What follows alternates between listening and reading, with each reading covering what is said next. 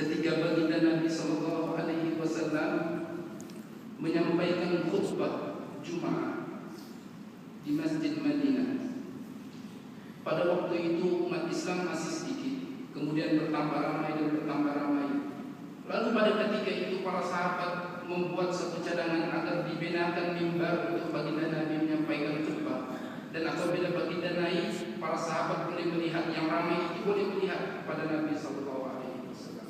Maka sebelum daripada itu Nabi selalu berpaut ataupun berpegang pada sepohon kurma yang sudah mati, sepohon tamar yang sudah mati. Lalu ketika menjelang hari Jumat dan ketika Nabi hendak menyampaikan khutbah, baginda Nabi berlalu melalui pohon kurma tersebut sehingga datang ke tempat mimbar yang baru dibina. Lalu Nabi Sallallahu Alaihi Wasallam menyampaikan khutbah di hadapan para sahabat. Ketika Nabi menyampaikan khutbah, kedengaran di telinga para sahabat ada suara tangisan ibarat seorang bayi yang kehilangan anaknya. Perlahan-perlahan suara itu semakin lama semakin kuat. Nabi Sallallahu Alaihi Wasallam masih dalam keadaan menyampaikan khutbah sehingga mengganggu tumbuhan para sahabat Nabi Sallallahu Alaihi Wasallam. Lalu mereka melihat ke kanan dan ke kiri, sehingga semakin lama semakin kuat seolah-olah tidak dipedulikan. Sebagaimana seorang bayi yang mana apabila ibunya tidak mempedulikan dia terus menangis maukan ibu dia. Menangis, akhirnya para sahabat perasaan bahwa tangisan itu datangnya daripada pohon kurma yang sudah mati. Pohon kurma yang sudah mati menangis. Bagaimana boleh pohon kurma yang sudah mati boleh menangis, boleh hidup? Lalu Nabi Sallallahu Alaihi Wasallam dengan sifat kenabian baginda Nabi yang diutuskan untuk seluruh alam, baginda turun daripada mimbar khutbah, memberhentikan sebentar khutbah dan turun pergi ke arah pohon kurma yang pernah dahulu dijadikan tempat berpaut untuk baginda menyampaikan khutbah. Lalu diriwayatkan para rawi menyebut bahwa baginda menyapu pohon kurma tersebut.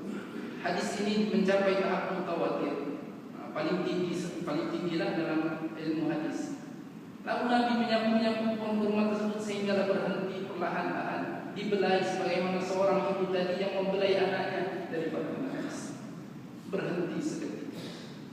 Lalu berbisiklah kurma tersebut, pohon tersebut bersama dengan baginda Nabi Sallallahu Alaihi Wasallam. Sehingga Nabi berkata kepadanya, "Hang nak pilih mana? Nak hidup selamanya di dunia ini, atau hang mati dan nanti bersama dengan aku di surga?" Apa yang dipilih oleh pohon kurma tersebut? Memilih untuk bersama dengan Nabi Sallallahu Alaihi Wasallam di surga. Kenapa pohon kurma tersebut menangis? Bukankah pohon kurma tersebut sudah mati? Bukankah dia hanya tumbuh-tumbuhan yang tidak ada punya apa-apa arti pun pada pandangan manusia? Bukankah di sekeliling kita ini banyak pokok-pokok yang mana kadang-kadang kita tidak memandang penting terhadap pokok tersebut? Tidak ada pada pandangan kita. Lalu kenapa pohon kurma yang sudah mati ini masih diberi perhatian oleh baginda Nabi Sallallahu Alaihi Wasallam? Bayangkan tuan-tuan, pohon kurma yang sudah mati, yang pernah dahulu duduk bersama dengan Nabi Sallallahu Alaihi Wasallam beberapa lama, mendengar khutbah daripada Nabi Sallallahu Alaihi Wasallam, disentuh oleh baginda Nabi Sallallahu Alaihi Wasallam.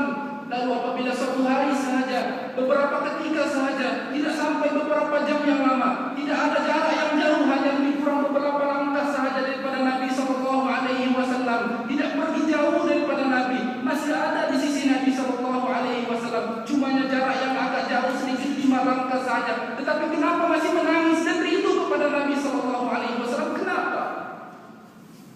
Kenapa pohon kurma yang sudah mati itu masih boleh hidup kembali? Bukankah kita ini 1400 yang jauh jaraknya dengan baginda Nabi Sallallahu Alaihi Wasallam? Maka tidak pernah terjadi dalam hati kita sedih, menangis ataupun rindu kepada Nabi Sallallahu Alaihi Wasallam. Kita ini manusia yang punya hati dan perasaan, punya akal, punya hati yang boleh menilai baik dan buruk, yang mempunyai perasaan yang dianugerahkan oleh Allah Subhanahu Wa Taala, yang dikurniakan perasaan yang boleh menilai mana baik dan mana yang buruk. Laqad ja'akum rasulun min anfusikum, dan telah kami utuskan kamu seorang rasul, bukan daripada jin, bukan daripada malaikat, bukan daripada orang lain, daripada diri kamu sendiri. Maka hati yang ada pada Nabi ada juga hatinya pada kita. Perasaan yang dirasai oleh Nabi dirasai oleh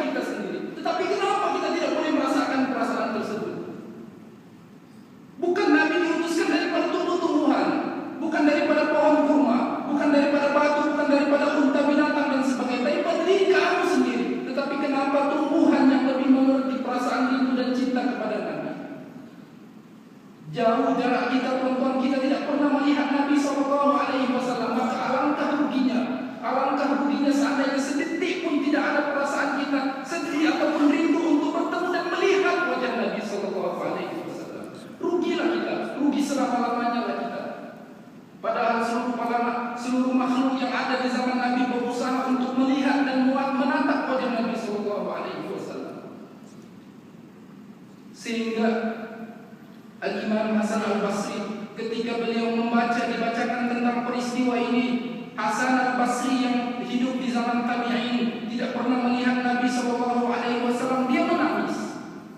Lalu dia mengatakan bahwa alangkah orang yang mendengar cerita ini, mendengar hadis ini, tidak pun tersentuh hati mereka, tidak pun mereka mengalirkan air mata. Alangkah ruginya mereka. Kerana sebuah kurma itu yang tidak mempunyai erti, yang tidak bernyawa, mampu untuk merasai perasaan rindu dan cinta kepada Nabi SAW. Tumbuhan